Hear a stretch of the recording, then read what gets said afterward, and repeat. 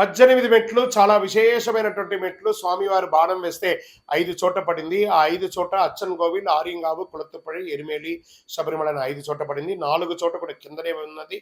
శబరిమలలో మాత్రం ఆ యొక్క విశ్వకర్మ పెద్ద ఎత్తులో కట్టేశారు. దాన్ని స్వామివారు ఎక్కడానికి ఆలోచిస్తూ ఉండగా ఆ 18 మంది దేవతలు ఒకరిపై ఒకరు మెట్ల వలె పరుండి, స్వామి లోకరక్షక, మీ చిన్నారి పాదాన్ని మాపై మోపి మీ యొక్క శ్రీచక్ర పీఠాన్ని అధిష్ఠించండి అంటే ఆ 18 దేవతలు మెట్ల వలె పరున్నారు. అవే 18 మెట్లు. ఇప్పటికే ఆ మెట్ల మీద కాలు మోపే అర్హత కావాలంటే ఆ దేవతలు స్వామివారి దగ్గర వరం పొందారు.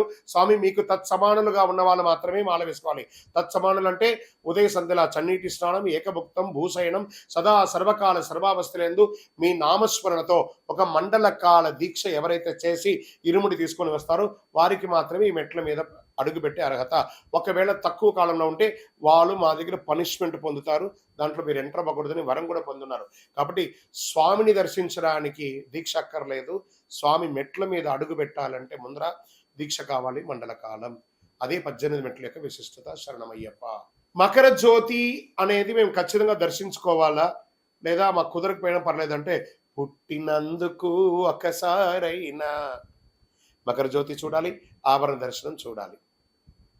మిగతా సమయంలో మన యొక్క శక్తి, టైం అన్ని కూడా చూసుకోవచ్చు. శరణమయ్యప్ప.